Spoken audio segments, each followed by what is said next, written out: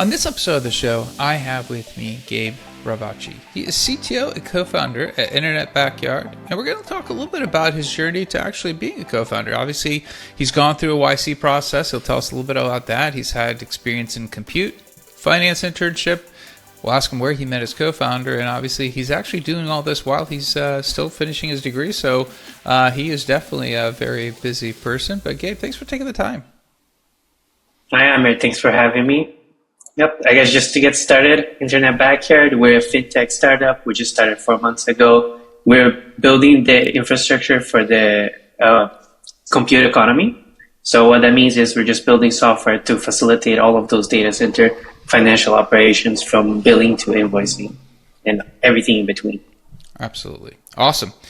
Super exciting space to be in. I guess, we'll touch on that a little bit.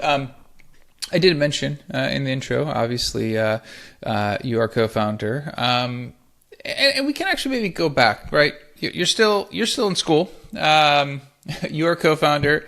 You want to finish your degree, which I think is an amazing balancing act, and we'll touch on that. But I guess go back a little bit, right? So, when you first, when you took an internship, as a lot, of college students do, obviously you ended up in the hardware space. And take us a little bit through that internship and talk to us a little bit about, how your first attempt at, finding a startup kind of went.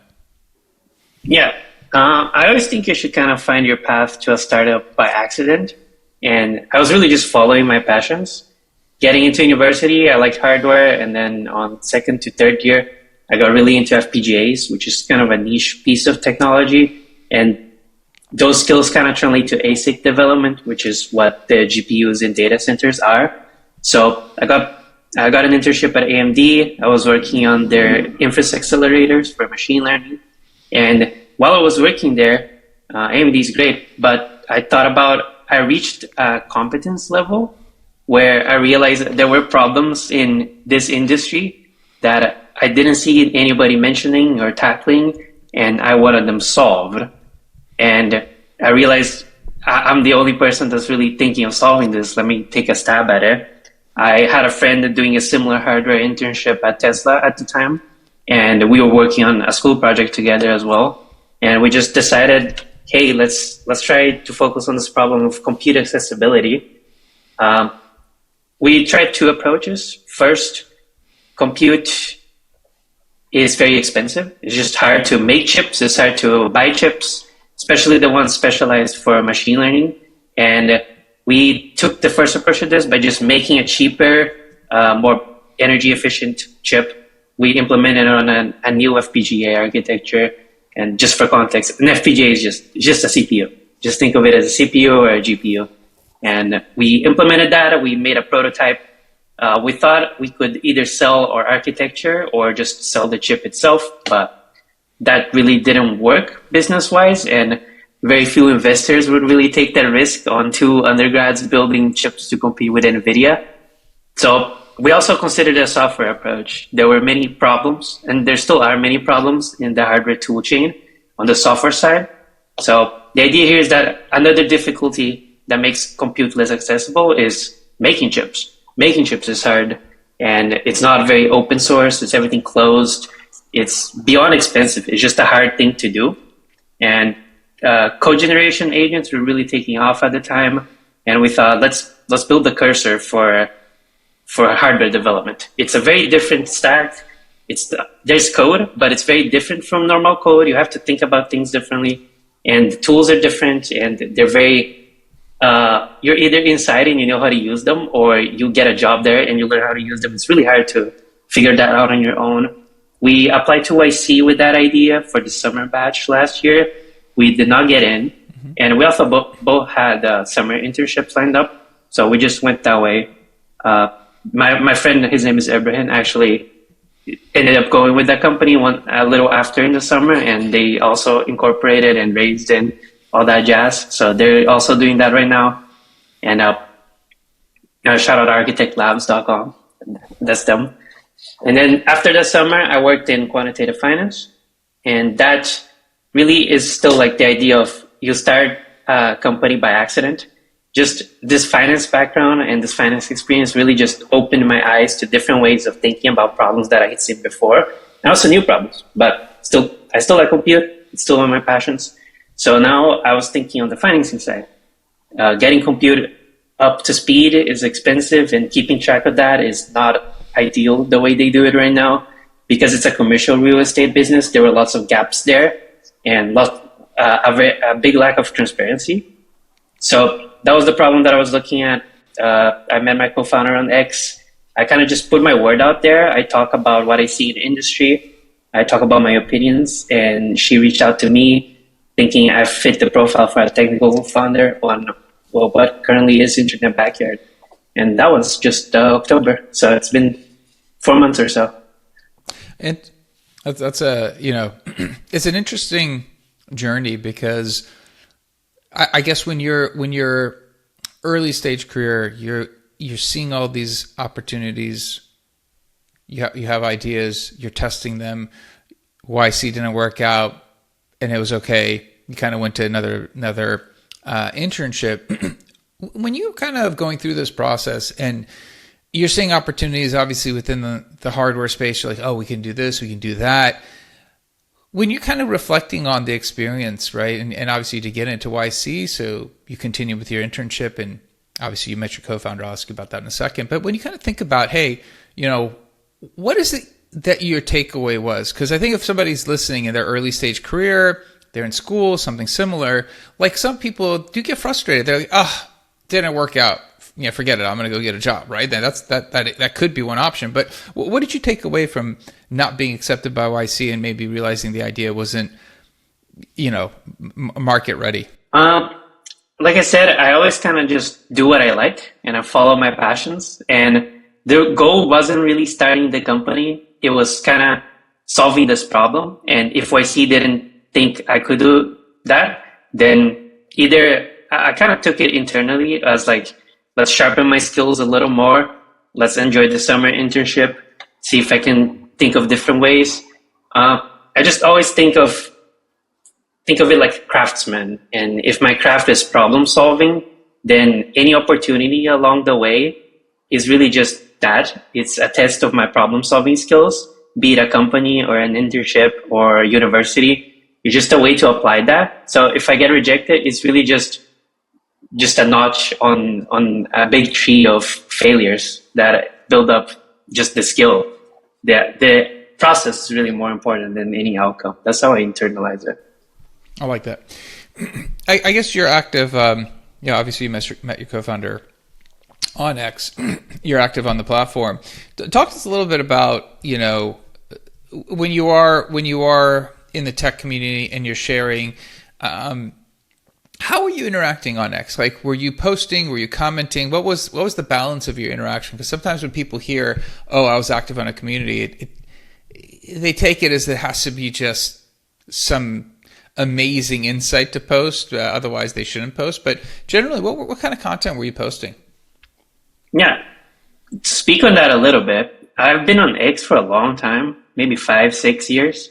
And I just had a private account where I posted it with my friends and I talked about stuff. But around a year, or it's been 2 years now, I had this insight that a digital brand would be very important in the future. It's just, I figured society would get more individualistic and people that stand out some way would get better opportunities. So I completely destroyed my 5-year-old private account and just made one public one that would have both private thoughts and public thoughts. No more masks or anything like that. It's just me on that account. And really, that's the approach I took to posting there. It was more for being open than for actually networking. But I think that's the valuable part. Being genuine really comes across even through text and on the internet. And that was how I participated. I just had these opinions. I had these experiences, and everybody kind of has their unique ones. And I just would see opinions on hardware. I would reply. I would post my own opinions. Twitter is good because you can quote tweet stuff. So there would be a news article on something and I had an opinion and I would just quote that. People would be asking for sources. That was a big one. They would ask for textbooks or papers when they were getting started. Around September to December 24. It was a very different time on tech Twitter, and there were lots of people doing this studying for some reason. It was a good time there, and I would give sources because I've studied things before, and I'd ask for stuff. As I built my network, a paper would come out, and I had read it, and it was kind of beyond my depth. I would just ask. You direct messaging, and then there's a lot of group chats on Twitter too. You kind of I just put myself out there. Really, there wasn't any strategy.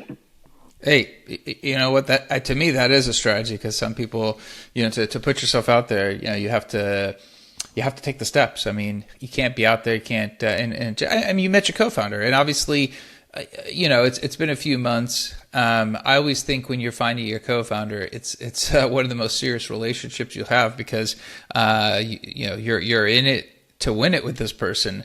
When the co-founder reached out, like, I'm sure right now on X, there's countless amounts of people reaching out for every kind of idea. You don't respond to everyone, but what made this one stand out? Why'd you respond? Like, you could have been like, hey, this is just some kind of spam or some kind of phishing exercise. I'm not going to bother with it. But what made you actually go, all right, let me hear more? Yeah, precisely. Like, the very first message she sent was, how do you feel about making compute more accessible? Something like that. And that just got me, right? That was the problem that I was already interested in for almost a year back then.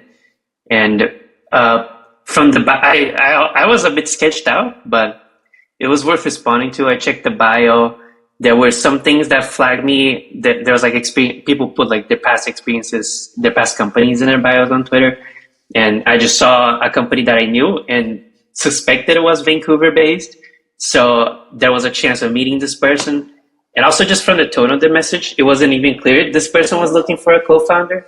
It was more just asking how I felt about something. I had to do a little bit of conversation to figure out what was going on there. But yeah, just problem right off the bat caught me.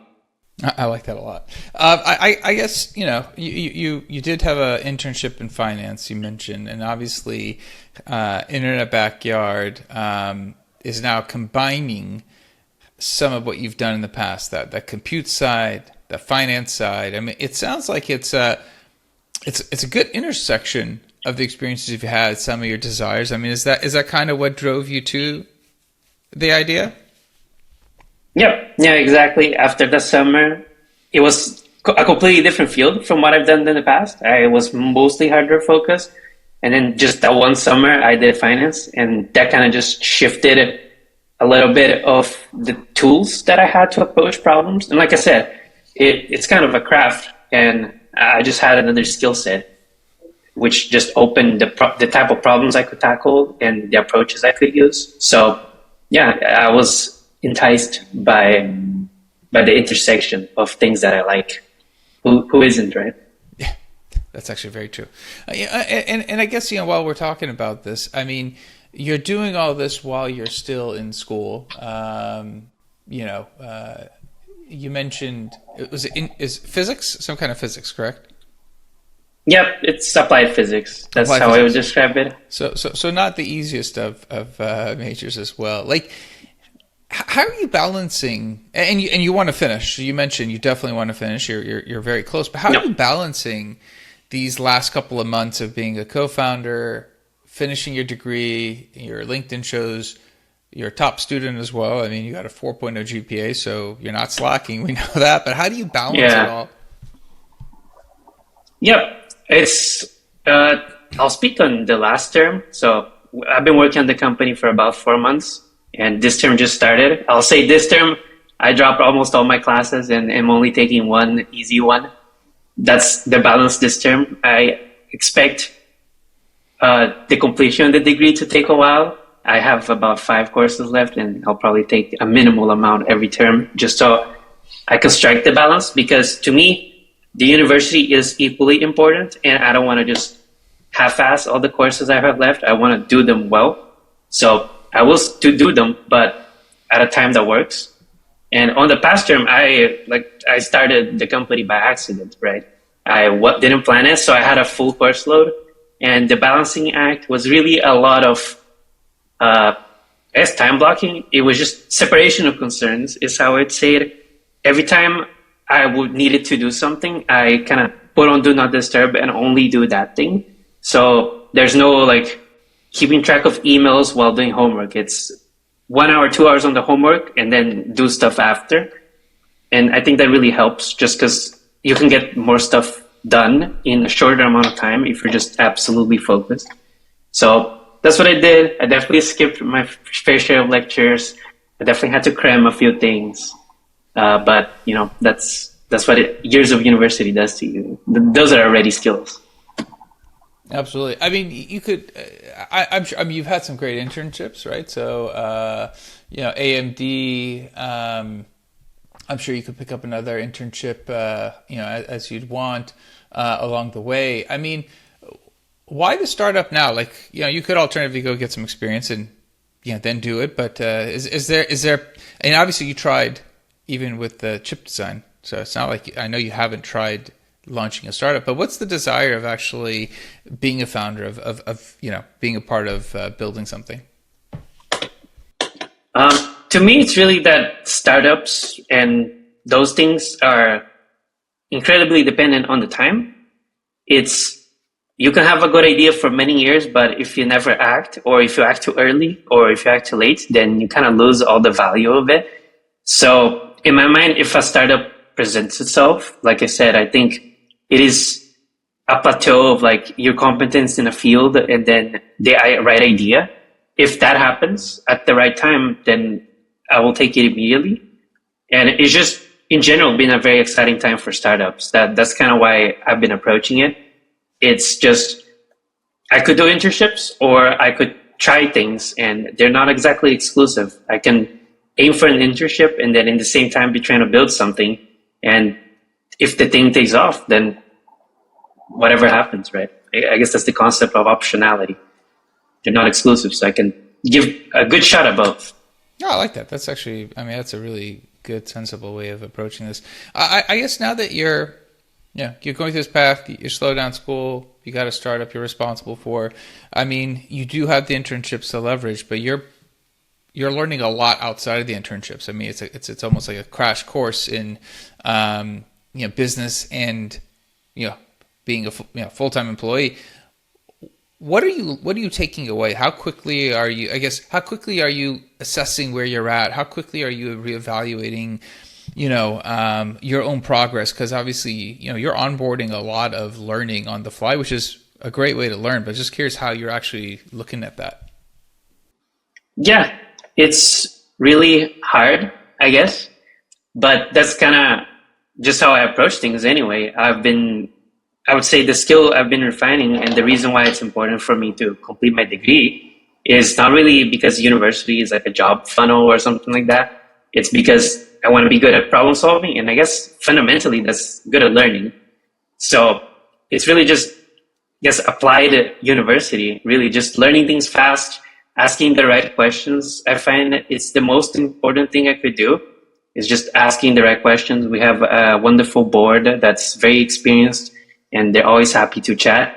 That's been very helpful. And to figure out where I'm at, I usually don't concern myself with that because, like I said, it's always a process thing.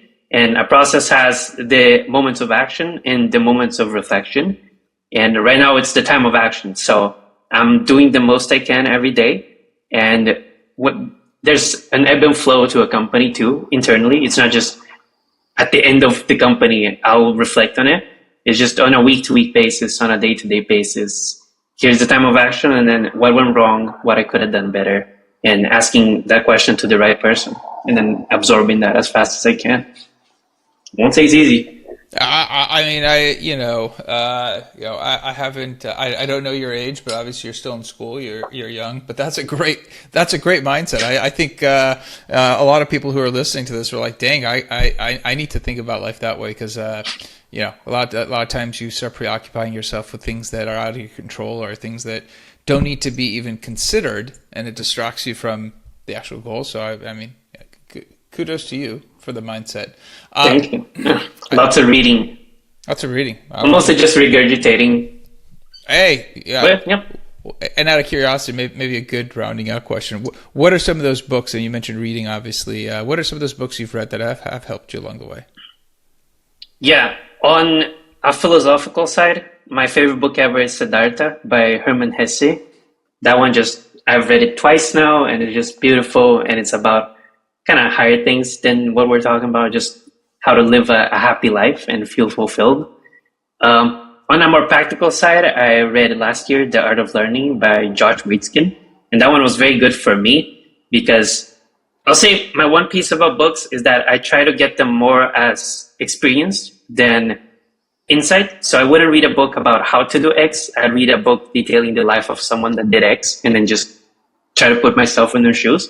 And Josh is a great guy for that. He was a chess prodigy, under 18 champion in the US. And then he completely pivoted in life to mastering a martial art. And then he also won a world championship on that. So here's a guy that's learned a lot very fast and got to the top of the top on two different, completely unrelated fields. It was a very good book. I really liked the way he explains his thought process, and I took a few notes from that. My mom gave me The Path of Least Resistance for Christmas, and that's also been a good one. It's more or less reinforcing the philosophy that I adopted across my brief 23 years on this earth. A while back, I read Finite and Infinite Games by, there's a James in there on the author. That was also a very foundational one for me. And Lord of the Rings. I love it, Gabe. No notes on that one. You're fantastic. I'm going to be excited if we can revisit an episode with you a couple years down the road to see how you've grown and what's changed, because I'm sure you're going to be way further along and you'll have some amazing stories to share. So we'll have to do this again. Thank you. If somebody wants to ask you a follow-up question, what is a good way of connecting? What's a good way of reaching out? Yep.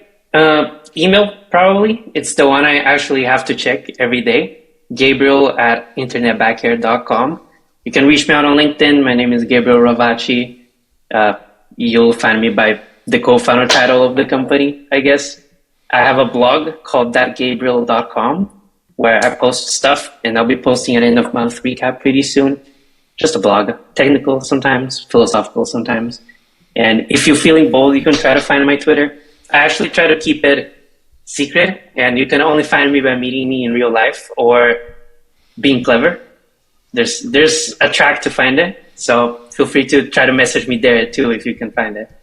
I love it, man. I was going to say, thanks for the time. I know you got a lot on your plate. We just talked about that, so thank you for coming on. Thank you for sharing with us. Yeah, no problem. It was great talking to you. Absolutely. All right, that's it for this episode. We'll be back again, different guest, different topic. Until then, two things. One, I'd love it if you guys would share this episode with a couple more people. Like, if you find one or two other people that you think would really have value from Gabriel's story. I think Gabe has a fantastic background. Early in his career, a co-founder, balancing school, wiser beyond his years. I would appreciate it if you share this episode, because I think there's a lot of value, and it would be fantastic. Also, if you could subscribe, comment, let me know how the show is going for you. Until next time, thank you and goodbye.